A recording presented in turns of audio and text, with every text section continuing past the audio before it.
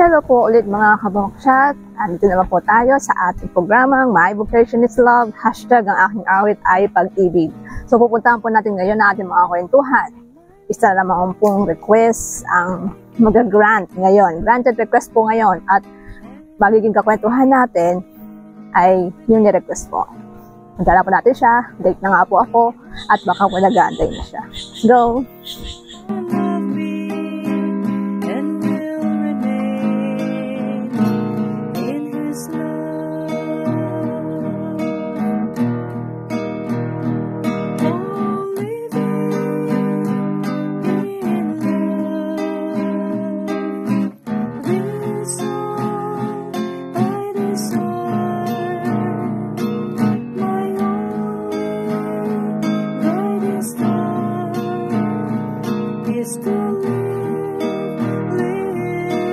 Nandito na po tayo mga kabokchat sa ating makakakwentuhan sa araw na ito. Sister, bumati ka po sa ating mga kabokchat at magpakilala ka po, sister. Magandang hapon po sa ating lahat. Harinawa kayo po ay masasaya. Ako po ay si Sister Catalina Superable. Ako po ay taga Haro, Leyte. Waray, maisog ko, no? Waray pala si sister. Opo. Pero, ibang isog ko ngayon. Yeah, that's courage, no? Isog is courage po. No. Ano po yung Bisaya? Bisaya po ba yan? Waray. Waray. Waray talaga po na salita. Batiin niyo po sila, sister, sa salitang waray po. Maupay nga udto at maupay din ang aking paglalakbay habuhay. Kaya kinukumusta ko kamo lahat at rinawa masasaya ang ating mga kalooban. Ayan. So sister, katulad po ng request po ng ating mga manonood, may nagre-request po sa inyo na kayo daw po ay mag-share ng inyong vocation story. Ay, talagang ang istorya po ay walang katapusan kung nagsisimula. Aking pong vocation ay isa yun sa mga sorpresa na ibinigay ng Diyos sa akin. Nakakagulat dahilan sa iminulat ako ng parents ko ng pagdarasal at pagsisimba. Doon siguro nagkaroon ako ng strong desire na talagang maglingkod sa Diyos. In a little way, kapag active man ako sa parish, kahit ako high school pa lang.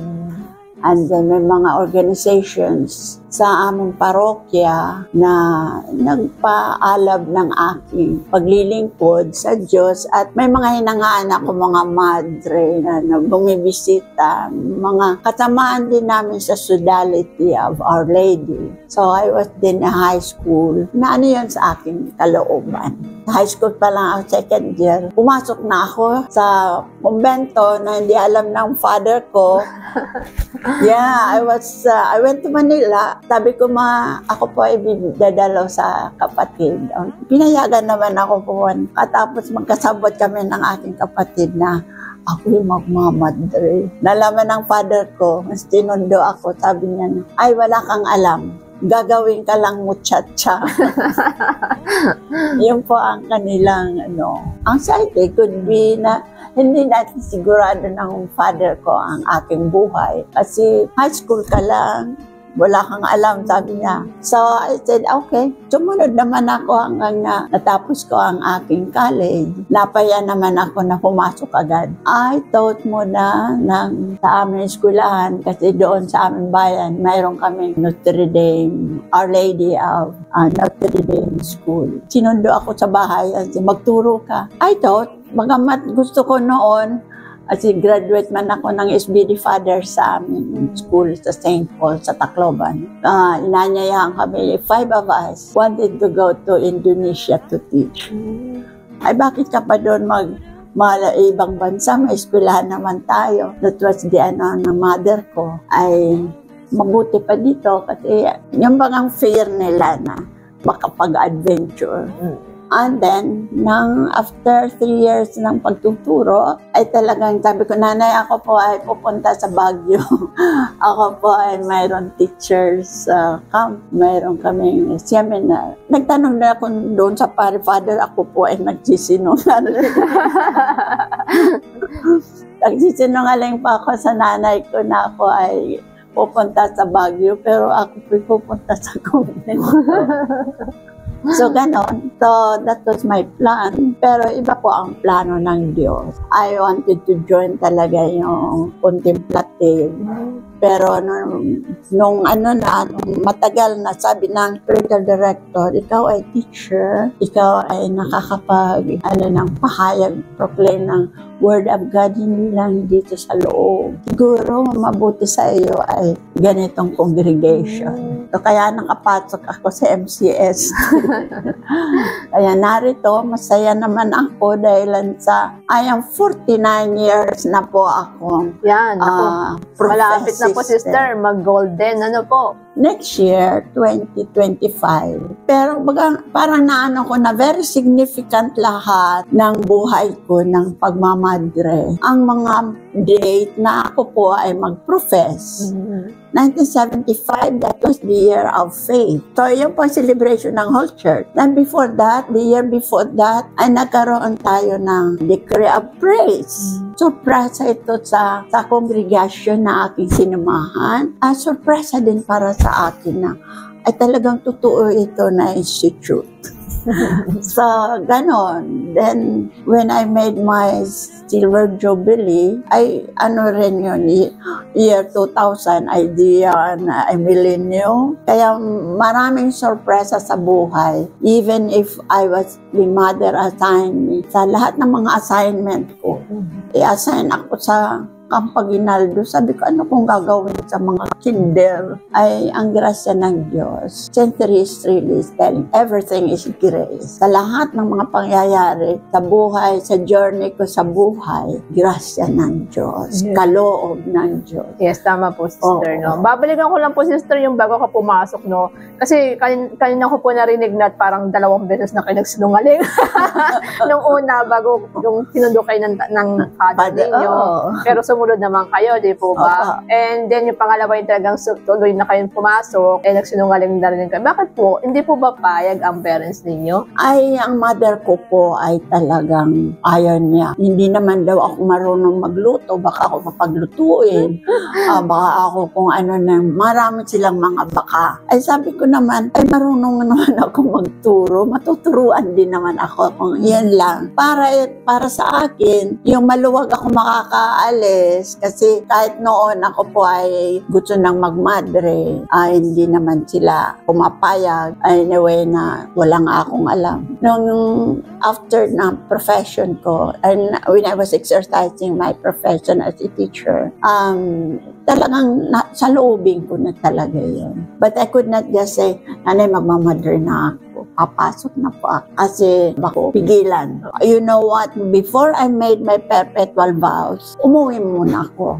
Sabi ko, nanay, ako po ay magsising-sing. At pag nagsing-sing na ako, hindi muna po ako bawiin. Ay, matagal na kitang hinalay sa Diyos. Matagal na kitang hinalad sa Diyos. Ikaw ay para na sa Diyos. Kaya, wag mo na akong alalahan. It gives me that joy within na hindi man pala ayaw. Gusto lang nila malaman ang saloobin ko na kahit anong mangyari sa aking journey, paninindigan ko. Yung po ang nila. It made me courageous and really ask God na, if you're not calling me Lord, call me. I volunteer. Yun po ang aking dinadasal. Pag nagdadasal na ako kaya ay makakapag-profess. So, sinasabi ko talaga, Jesus, kung hindi po ako makapasa, call me, I volunteer.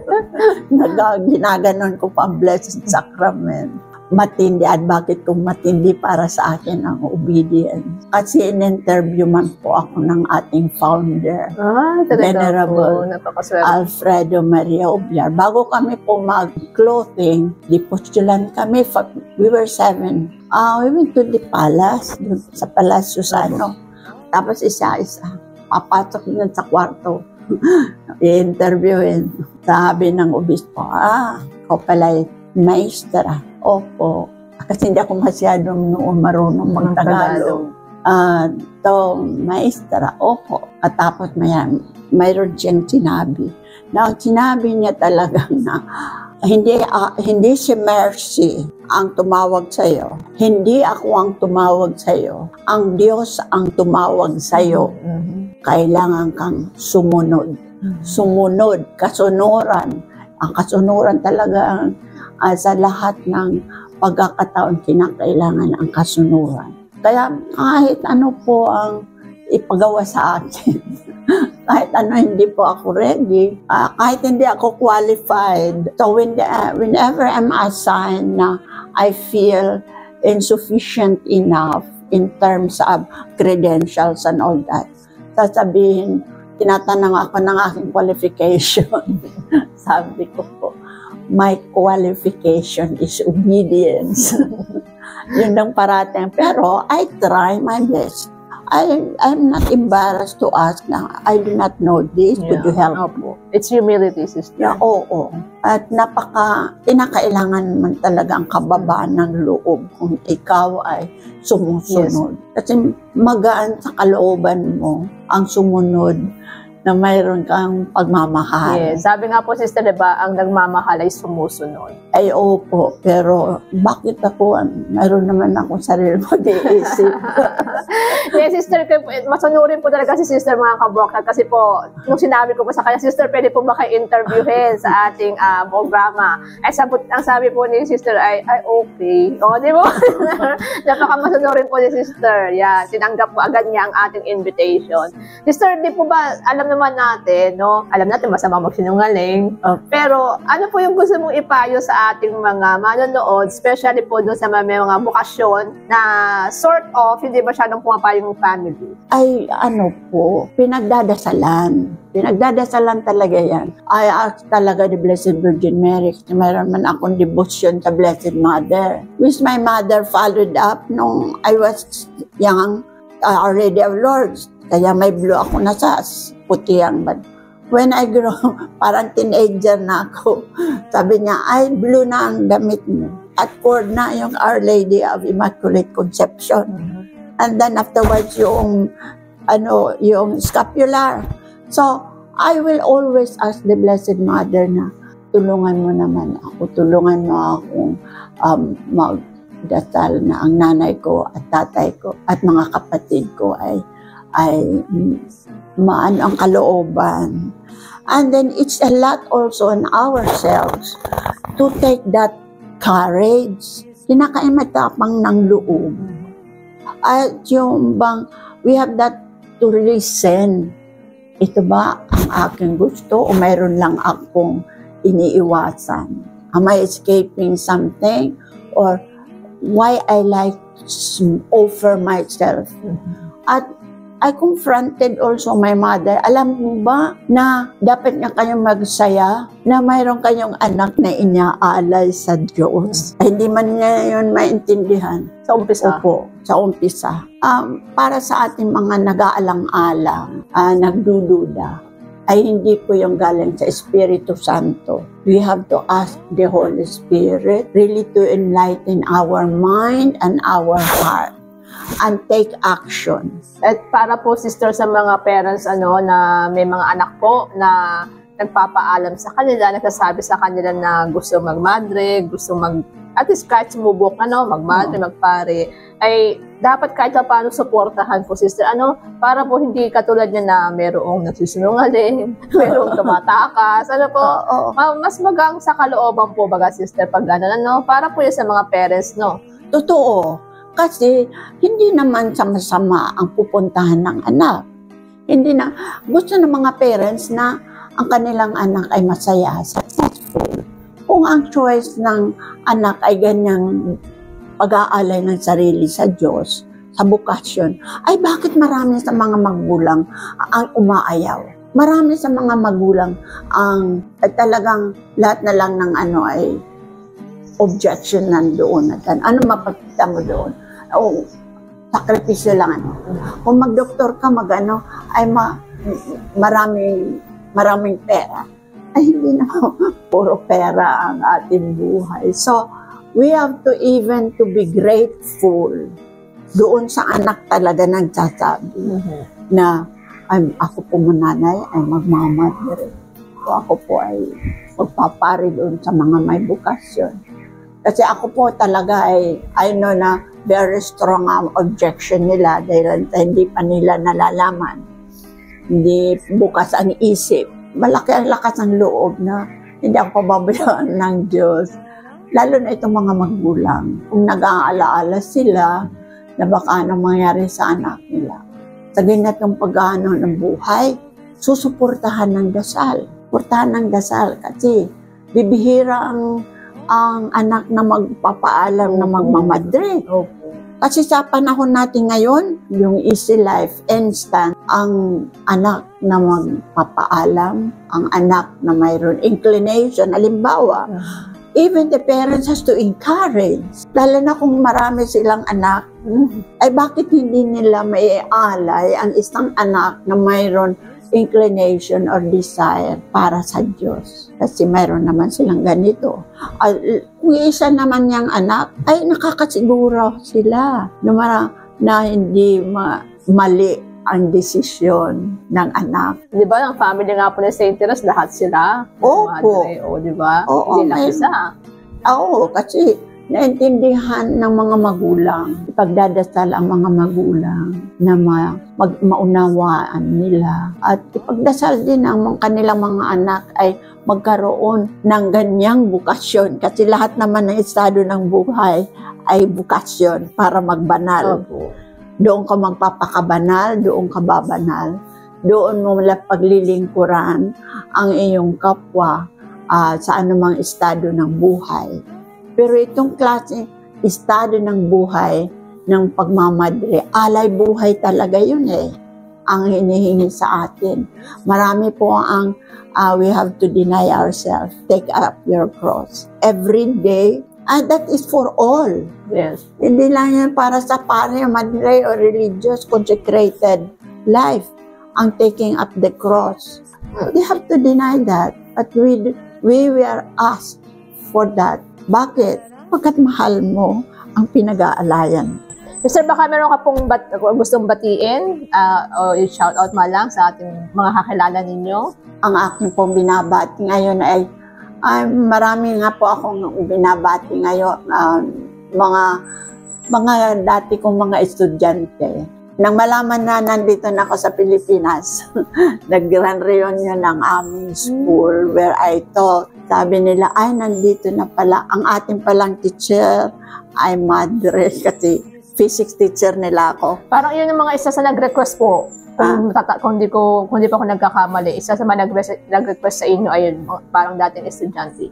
Opo, ni-request po ako na siyempre, I'm happy that I have been a part of their journey sa kanilang na sila'y bata pa, may natutunan at naging successful. So, congratulations.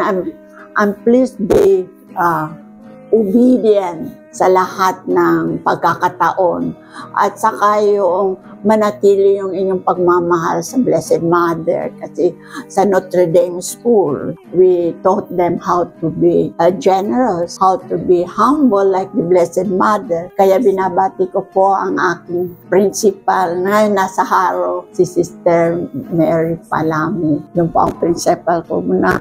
I saw her when I went home noong December 18 to 23. Nandun po ako sa Leyte kasi Golden Jubilee ng wedding anniversary ng kapatid kong bunso. So, pinayangan ako ni Mother. Nakita ko si Sister Palami and I told her to pray that I'll be able to celebrate my Golden Jubilee as a religious. And also, mayroon po akong pinsan si Sister Felicissima Casiria na siya po ay Madre. And Sister, pinagdarasal kita na kayo po ay gumaling. Lahat ng aking mga pamangkin, mga apo, magpakabait po kayo. Sundin ang inyong mga magulang at maging madasalin. Lahat ng aking mga naging estudyante, and wherever you are and you are successful, you have your own family, huwag ninyong kalilimutan na maging mabuting halimbawa sa pagkakilala niyo sa Diyos at ipakilala ninyo ang Panginoong Diyos sa pamagitan ng inyong magandang halimbawa. Yun lang siguro. Yan. Marami naman po kayo napulot, mga kabok chat, na mga bagong inspirasyon kay sister. Yan, mga aral po galing po sa ating yung mga mababait na mga tatandang padre. Opo, sabi nga po ni sister ay aging gracefully. Yan. Aging gracefully talaga tayo. Nag-birthday si Sister Aurelia Maga. Opo, 90 years old. And then we have another sister on Friday, 90 years old din siya na mag-birthday. Pero Sister Virginia, they are full of smile. Why? If you are connected with the Lord in prayer, nagiging maganda po. Hindi ang aming mga mukha ang maganda kasi may mga wrinkles, may mga map dito, maraming spot ng sign ng aging. Pero ang maganda, ang kagandahan natin ay nasa kalooban. Yun po ang hindi nangangailangan ng mga cosmetics. Yun po ang natural. Kaya if we are always connected in prayer with the Lord and then ipakita ang kanyang presensya doon sa atin pagngiti. When we smile, it's not expensive, Yes, free and smile. Pero ang smile na talagang galing sa puso ay nakakapagpa. It makes you travel a mile more. Sister, maraming salamat po sa inyong oras. Napakaba yata. Siyempre, ganun po talaga. Marami pong pwedeng i-share, no? Marami po pwedeng i-share si sister dahil nga po sa age niya, yan, marami na po siya ng mga kanusan at naranasan na po na makukuha natin ng aral. Di po ba, sister? Okay. So, maraming salamat din po sa ating mga kabok chat na walang sawa pong sumusubaybay sa ating programa. Asahan niyo po yung mga nagre-request po na iba pa natin madre ay unti-unti po natin ginagrant yung request po nila, sister, like kay Sister Catalina po. Sister, hindi po ito ang huli. Baka may mga kasunod pa. Pag depende sa mga request natin, ano po? Okay lang po. Basta mayroon po tayong napupulot na aral. Okay po ako sapagkat nakatatak na po sa aking isip at puso ang kasunuran. So, hanggang sa muli po mga kabok chat, abangan niyo po muli ang ating mga bagong episode dito po sa ating programang My Vocation is Love, hashtag ang aking awit ay pag-ibig. Okay. Ganun ba ang pag-ibig? Ganun. Heart finger, sister.